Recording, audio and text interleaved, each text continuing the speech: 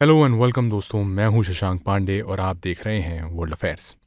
दोस्तों, एक बहुत बड़ा huge political अपीवल has taken place in Bangladesh. क्या हुआ है हम सब जानते हैं।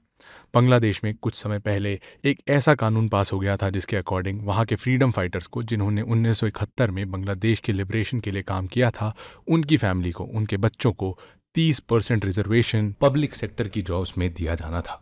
इसके बाद इस पर काफ़ी सारे प्रोटेस्ट होने लगे और बाद में पूरी तरीके से रिजर्वेशन ख़त्म करके मेरिट बेस्ड सिलेक्शन को लागू कर दिया गया। तो मामला यहीं ख़त्म हो जाना चाहिए था। ये जो प्रोटेस्ट थे ये कभी यहाँ तक पहुँचने ही नहीं चाहिए थे। लेकिन क्या हुआ है कि आज शेख हसीना को, ये उनका एक वीडियो वायरल हुआ है, आप सबने देखा होगा कि कैसे उन्हें एयरलिफ्ट करके इंडिया लाया जा रहा है।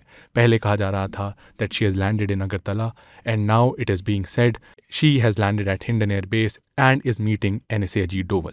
ये सारी डेवलपमेंट निकल कर आ रही है। एक वीडियो जो कि बहुत ही शर्मनाक है, ये है बंग बंधु कहे जाने वाले शेख मुजीबुर रहमान के, जो कि शेख हसीना के पिता भी हैं, जिनकी वजह से आज की डेट में बांग्लादेश बना है। The founding father of Bangladesh, उनकी मूर्ति पर चढ़कर लोग उसे तोड़ रहे हैं। ये है PM पैलेस बांग्लादेश का, वहाँ पर लोग चढ़ गए हैं बांग्लादेश का झंडा लिए हुए और रेडिकल तरीके से खूब उत्पात मचाया गया है। 100 से ज़्यादा लोगों की मृत्यु हो चुकी है और अब ये न्यूज़ आ रही है कि वकर उस जमान, ये जो मिलिट्री लीडर हैं, ये लीड करेंगे देश को। कई सारी चीज़ें कही जा रही हैं। जमात इस्लामी, जिसको इंडिया ने 2003 में बैन कर दिया था, उसके ऊपर भी आर्टिकल्स आए हैं that it can also form a government in Bangladesh. क्या ये इंडिया के लिए अच्छा होने वाला है? क्या इम्प्लीकेशन होंगे इस सारी चीज़ के इंडिया पर?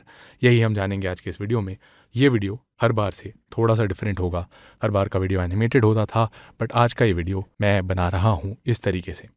ऐसे ही और वीडियोस देखने हैं तो कमेंट सेक्शन में लिखिए कि आप चाहते हैं कि मैं भी ऐसे मुद्दों पर वीडियो बनाया करूं। खैर, सबसे पहले जानते हैं हु इज़ वकर उज़ जमान। ये हैं COAS, अभी तक थे COAS ऑफ बांग्लादेश, वकर उज़ जमान। इनके बारे में ऐसा कुछ नहीं है that he is pro Indian, pro China, pro US, कुछ नहीं है। इंटरनेट पर ऐसा कुछ अवेलेबल नहीं है। इनके बारे में आप कितनी भी रिसर्च कर लीजिए, कुछ नहीं मिलेगा। ज़्यादा से ज़्यादा ये इन्फॉर्मेशन आपको मिलेगी। वकर उज़ ज़मान की ये फ़ोटो अभी इंटरनेट पर बहुत वायरल हो रही है। ऐसा कहा जा रहा है that look, he is a pro India leader. अब सारी चीज़ें इंडिया के लिए अच्छी होने वाली हैं। कैसे वो देखिए एक फ़ोटो के सामने बैठे हैं जहाँ पीछे 1971 की लेजेंडरी नियाज़ी साइनिंग फ़ोटो लगी हुई है। लेकिन ऐसा कुछ नहीं है दोस्तों, आप ऐसा कुछ नहीं कह सकते। आप ही सोचिए कि आप एक देश के लीडर हैं और जिस लीडर को आपने आउस्ट किया है वो चले जाए आपके बगल के देश में, क्या आपके रिलेशन उसके साथ अच्छे होंगे? शेख हसीना आज की डेट में इंडिया आ चुकी हैं after the ultimatum that was given by army. क्या आपको लगता है उसके बाद रिलेशन अच्छे होंगे? अभी सब कुछ भी अज्यूम करना इस पिक्चर के बलबूते बिल्कुल सही नहीं होगा। 2022 की ये पिक्चर है जो कि अभी वायरल हो रही है, जब ये COAS भी नहीं थे। अभी रिसेंटली इनको COAS के तौर पर प्रमोट किया गया था और ये मिल रहे थे हमारे former chief of army staff Manoj Pande ji से। तब की इमेज है ये, और इसको बहुत वायरल किया जा रहा है कि अरे एक तो प्रो इंडिया लीडर आ गया, बट ऐसा बिल्कुल भी सही नहीं है। He has been a good leader. इनको कहा जाता है कि इन्होंने बहुत ज़्यादा मॉडर्नाइज़ किया है बांग्लादेश की मिलिट्री को। इनके बारे में बहुत सारी चीज़ें बताई और बहुत क्लोजली भी काम किया है शेख हसीना के साथ। और अभी जब ये आए हैं मीडिया के सामने तब इन्होंने कहा है कि ये इन्वेस्टिगेट करेंगे कि क्या क्या हुआ है। अभी हमने जान लिया वकर उज़ ज़मान कौन थे, लेकिन इम्प्लीकेशन क्या यही है? क्या इंडिया के लिए अच्छा होने वाला है? सबसे पहले तो आप देख सकते हैं कि अब इंडिया के बगल में 3 मिलिट्री डिक्टेटरशिप्स हो चुकी हैं। हमारे बगल में एक चाइना बैक्ड म्यांमार की मिलिट्री गवर्नमेंट है जिसे मिन ऑन्ग लीड कर रहे हैं। 2021 में इन्होंने ऑन्ग सांग सूकी का तख्ता पलट करके सत्ता पर कब्जा जमा लिया था। उसके बाद एक अनडिक्लेयर्ड मिलिट्री डिक्टेटरशिप चल रही है पाकिस्तान में, उसका भी आप हालत देख सकते हैं। और उसके बाद अब बांग्लादेश। पाकिस्तान और बांग्लादेश और म्यांमार, इन तीनों से भारत के बॉर्डर्स लगते हैं। अगर कल की डेट में इनको एक बड़े पावर से, चाइना, US, कोई भी हो सकता है, उनसे अच्छा सपोर्ट मिलता है, how can it be good to India? This is not good at all.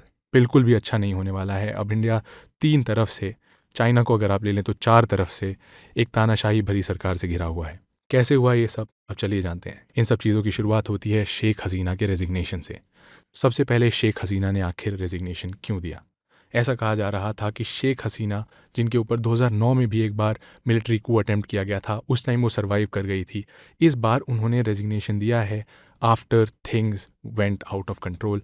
और बाद में जब वकरुज़्ज़मान ने इनको 45 मिनट का अल्टीमेटम दिया, तब इन्हें देश छोड़कर भागना पड़ा है। और कई रिपोर्ट्स अब क्लेम कर रही हैं that she will take a refuge in UK after coming to India. बहुत ही अजीब चीज़ें हैं और ये बिल्कुल भी नेचुरल फ़ील नहीं होता है आज की डेट में, क्योंकि अगर मुद्दा केवल एक लॉ ही था, तो जब उस लॉ को रिपील कर दिया गया, तो इस तरह के प्रोटेस्ट, इस तरह की चीज़ें क्यों? Is this anyhow good for any country? No, बिल्कुल नहीं। और उसके बाद ये जो अपडेट आ रही है, ये तो और भी ज़्यादा बुरी है। देखिए क्या लिखा है। ये एक मिनट का आर्टिकल है जिसमें लिखा है, Bangladesh turmoil, band Jamaat-e Islami to form interim government with Sheikh Hasina gone. This is the worst thing. आप सोचिए, अभी कुछ समय पहले जमाते इस्लामी को बैन किया गया था बांग्लादेश में। ये पाकिस्तान बेस्ड एक ग्रुप है जो कि बहुत प्रोमिनेंस में था अर्ली 2000 में। मुस्लिम ब्रदरहुड की इनकी फ़िलॉसफ़ी है, ऐसा चाहते हैं कि पूरा वर्ल्ड एक मुस्लिम फ्लैग के नीचे आ जाए। वो अब वहाँ पे एक एंटरिम गवर्नमेंट बन सकता है। देखिए, अब एक जो चीज़ कही जा रही थी कि एक मिलिट्री डिक्टेटरशिप बनेगी, उस पर भी थोड़ी शंका है, ये भी मैं आपको बता दूँ। क्योंकि इन्होंने कहा है कि एक एंटरिम गवर्नमेंट लेकर आएँगे, बट वही होगा, अगर ये एक मिलिट्री डिक्टेटरशिप नहीं होती है, तो इसमें मिलिट्री का इतना इंटरफियरेंस होगा कि सारी सिचुएशन पाकिस्तान से बहुत मिलती-जुलती होगी। ऐसी ऑर्गेनाइजेशन जिसको इंडिया ने 2003 में बैन कर दिया था, जिसको रशियन फेडरेशन ने एक टेररिस्ट एंटिटी डिक्लेयर किया हुआ है, वो अगर सरकार बनाती है भारत के बगल में, it can never be good for us. और इसी की वजह से, क्योंकि हम ये सोच रहे हैं कि ये जो भी होता है, ऐसा कुछ भी डेवलपमेंट अगर बांग्लादेश में हो, सबसे पहला असर पड़ता है इंडिया के ऊपर, not just because of security concerns but also because of influx of illegal immigrants. देखिए, अभी बीएसएफ ने एक हाई अलर्ट जारी किया है इंडिया बांग्लादेश बॉर्डर पर, क्योंकि बहुत बड़ा कंसर्न है कि ओवरफ्लो हो सकता है, इन्फ्लक्स हो सकता है बहुत सारे इलीगल इमिग्रेंट्स का, जो कि प्रताड़ित फील कर रहे होंगे इस टाइम बांग्लादेश में। इसमें एक बड़ा नंबर हो सकता है बांग्लादेशी हिंदूज़ का। जब भी कोई ऐसी गवर्नमेंट या ऐसे लोग वहाँ पावर में आते हैं, या किसी भी कंट्री में या बांग्लादेश में उनका थोड़ा वर्चस्व बढ़ता है, तो सबसे पहला असर पड़ता है वहाँ की हिंदू पॉपुलेशन को, जिनको ऑब्वियसली रिलेट किया जाता है इंडिया से, क्योंकि इंडिया एक हिंदू मेजॉरिटी वाला देश है। तो अब जैसे ही जमाते इस्लामी या ऐसी कोई भी गवर्नमेंट आती है, तुरंत हिंदूज़ के अगेंस्ट बहुत ज़्यादा वहाँ पे वायलेंस होने वाले हैं, और इसकी वजह से एक बड़ा इन्फ्लक्स, जैसा 1971 में भी देखा गया था, वैसा हो सकता है भारत की तरफ। इसी वजह से बीएसएफ ने भी एक हाई अलर्ट इशू कर दिया है इंडिया बांग्लादेश बॉर्डर पर। इसके अलावा शेख हसीना मिली हैं एनएसए अजीत डोवल से, और जो मैंने आपको पहले बताया था, शायद वो सीख कर सकती हैं असाइलम यूके में। कुछ समय पहले न्यूज़ आई थी कि वो लैंड करी हैं हिंडन एयरपोर्ट पे। एच जयशंकर साहब गए हैं मिलने हमारे प्राइम मिनिस्टर से, और वो मिल रही हैं एनएसए अजीत डोवल से। अब यहाँ पर बड़ा सवाल ये है कि एक एंटरिम गवर्नमेंट जो यहाँ आएगी, क्या वो किसी दूसरी पार्टी की होगी? क्योंकि कहा जा रहा है कि एक दूसरी पार्टी या कई और दूसरी पार्टीज़ को भी इन्वाइट किया जा रहा है एंटरिम गवर्नमेंट बनाने के लिए, या फिर वो एक कंप्लीट मिलिट्री गवर्नमेंट होगी। देखना बहुत इंटरेस्टिंग होगा दोस्तों। लेकिन इन सब के दौरान हिंदूज़ के अगेंस्ट वायलेंस बढ़ गए हैं। ये 2 दिन पहले का आर्टिकल है द न्यू इंडियन एक्सप्रेस का, और आप देख सकते हैं कि जब ये वायलेंस शायद इतना भड़का भी नहीं था, तो भी सबसे पहले विक्टिम्स यहाँ बने थे हिंदूज़। कुछ हिंदू काउंसलर को मार दिया गया था, काली टेम्पल्स अटैक किए गए थे, और वायलेंट क्लैशेस हुए थे। Hindus are going to be the biggest target right now. जब भी एक रेडिकल वेव आती है बांग्लादेश में, हमेशा देखा गया है कि हिंदूज़ को ही टारगेट किया जाता है, और वही होने वाला है। अब ऐसा कहा जा रहा है कि ये वॉशिंगटन का रिवेंज है। क्यों? सबसे पहले आप ये देखिए, कुछ समय पहले जनवरी में ये न्यूज़ आई थी जब री इलेक्ट हुई थी शेख हसीना, कि यूएस कह रहा है कि ये जो बांग्लादेश के इलेक्शंस हुए हैं, ये फेयर नहीं हुए हैं। अब ये चीज़ बहुत अजीब लगी थी कि बांग्लादेश के बारे में यूएस अचानक से बयान दे देता है, यूएन अचानक से बयान दे देता है, तो ये चीज़ें बड़ी अजीब लगी थी। उसके बाद शेख हसीना आती हैं भारत, उसके बाद जाती हैं चाइना, और जब वो वहाँ से वापस आई तब उन्होंने बयान दिया कि एक बड़ी पावर, उनका इशारा ऑब्वियसली यूएस की तरफ था, एक मिलिट्री बेस बांग्लादेश में, और अब उसे वो ना मिलने पर वो ऐसे एलिगेशंस लगा रहा है कि ये री इलेक्शन फेयर नहीं हुआ है।